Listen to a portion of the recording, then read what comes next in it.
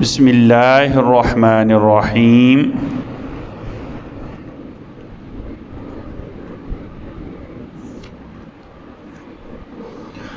قرآن کریم کی تلاوت کے آداب۔ جب بھی قرآن کریم کی تلاوت کی جائے خالص اللہ کی رضا کے لیے کی جائے، کوئی دنیاوی مقصد یا کوئی اور مقصد نہ ہو، ٹھیک ہے۔ باوضو تلاوت کرنا۔ سیدنا علی فرماتے ہیں کہ جو آدمی باوضو قرآن کی تلاوت کرے گا نماز کے علاوہ، کیونکہ نماز میں تو باوضو لازمی ہونا پڑے گا، ویسے باوضو تلاوت کرے گا اسے ہر حرف پر 25 نیکیاں ملیں گی، جی۔ تلاوت سے پہلے مسواک کرنا، تلاوت سے پہلے مسواک کرنا، ٹھیک ہے نا۔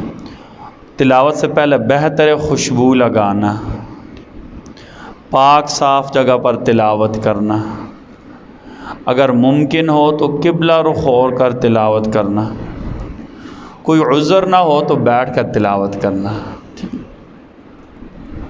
ٹھہر ٹھہر کر تجوید کی رعایت کے ساتھ تلاوت کرنا۔ یہ تجوید کی رعایت رکھنا یہ فرض اور واجب ہے۔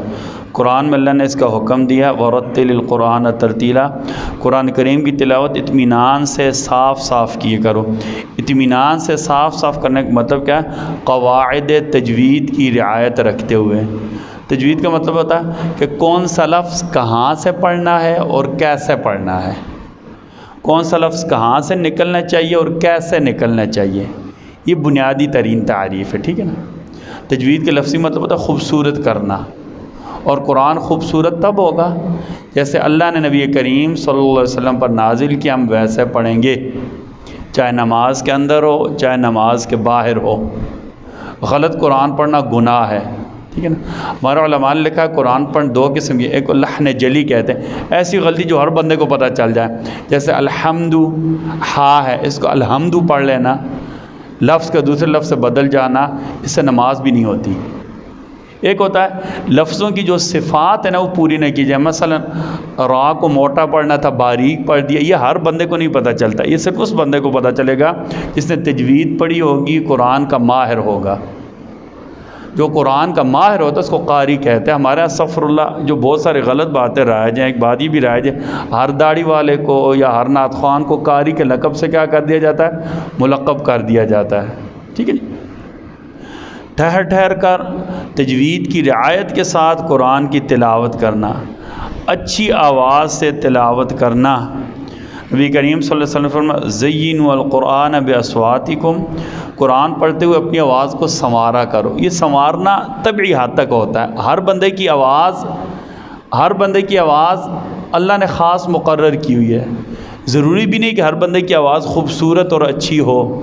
اللہ نے جو آواز دی ہے نا اس کے مطابق قرآن کو اچھا کر کے پڑھنا، لیکن اسے اچھا کرنے کا مطلب یہ نہیں ہوتا کہ گانے کی طرز پر پڑھنا، لیل لگا کر یا لہر کر قرآن، ہمارے برصغیر کے جیسے انداز ہے، لہر لگا کر قرآن پڑھنا، لٹک کر نعوذ باللہ قرآن کی طرف سے قرآن پڑھنا، یہ بذات خود گناہ ہے۔ آواز اچھی کرنے کا مطلب یہ ہوتا ہے کہ اللہ نے جو بھی آواز دی ہوئی ہے، ہر بندے کی آواز مختلف ہوتی ہے اور ضروری بھی نہیں کہ ہر بندے کی آواز بہت خوبصورت ہو، جو بھی اللہ نے آواز دی ہوئی ہے اس کے مطابق قرآن کو اچھا کر کے پڑھنا، ٹھیک ہے۔ تلاوت کے وقت سنجیدہ اور پروقار رہنا، تلاوت کا سنجیدہ اور پروقار۔ ہمارے ہاں جو بہت ساری غلطیاں ہیں نا، غلطی خصوصاً جو ہمارا قرآن کی محافل ہوتی ہیں نا، اللہ معاف کرے، مسجد میں جو محفل ہوتی ہے نا، چاہے کسی بھی درجے کی ہو، چاہے وہ سیرت النبی کی ہو چاہے فضائل قرآن کی ہو، اس میں سنجیدگی لازمی ہونی چاہیے۔ لیکن بدقسمتی سے ہمارا نہ مسجد کے تقدس کا خیال رکھا جاتا ہے نہ اس مجلس کی سنجیدگی کا خیال رکھا۔ نعوذ باللہ بھی تو یہ حال ہو گیا جیسے باہر نہیں گانے والوں پر پیسے پھینکے جاتے ہیں، جو تلاوت کرنے والے ہوتے ہیں، نعت پڑھنے ہوتے ہیں، لوگوں سے باقاعدہ داد کے طالب ہوتے ہیں، میں نے لفظ کہا ہے ساتھ اشارے کرتے، بولے کیوں نہیں ہو؟ پہلے زمانے میں صرف گانوں والے ایسے کرتے ہوتے تھے نا، کوئی جملہ کہہ دیتے تھے تو لوگ بولتے کیوں نہیں، آگے مائک کر دیتے تھے۔ ابھی نعوذ باللہ من ذالک قرآن کی تلاوت میں بھی اور نعتوں میں بھی ایسے ہونے لگا، ٹھیک۔ سنجیدگی اور پروقار، غور و تدبر سے تلاوت کرنا، تلاوت کا تکلف سے خالی ہونا، تلاوت کا تکلف سے خالی ہونا. تکلف کیا ہوتا ہے؟ ویسے اپنے آپ کے اوپر کوئی مصنوعیت طاری کر لینا، ٹھیک ہے نا جی، یا کپڑوں کے معاملے میں حد سے زیادہ کیا کہتے ہیں پرتکلف ہو جانا، جگہ کے بارے میں حد سے زیادہ پرتکلف ہو جانا. یا یہ بھی تکلف میں آتا ہے کہ کیا کہتے ہیں، ایک جگہ میں نے سنا تھا کہ فلاں ساؤنڈ لائیں گے تب بھی ہم نے تلاوت کرنی ہے یا نعت پڑھنی ہے.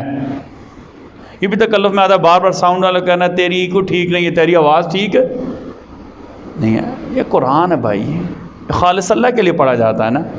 اللہ پر یقین کر، جب کوئی اس نیت سے پڑھے گا نا کہ لوگ یہ کہیں گے بڑا اچھا قرآن پڑھ رہا ہے، یا ساتھ تکلفات کرے گا، تو اجر کیا ہو جائے گا؟ ضائع ہو جائے گا. زندگی رہی تو انشاءاللہ باذن اللہ تعالیٰ قرآن کی تلاوت کے باقی آداب کل ہم نے بیان کرنے ہیں. اللہ تعالیٰ ہم سب کو کہنے سننے سے زیادہ عمل کی توفیق عطا فرما دے. ربنا تقبل منا انك انت السميع العليم وتب علينا انك انت التواب الرحيم. رضينا بالله ربا وبالاسلام دينا وبمحمد صلى الله عليه وسلم رسولا ونبيا. آمين.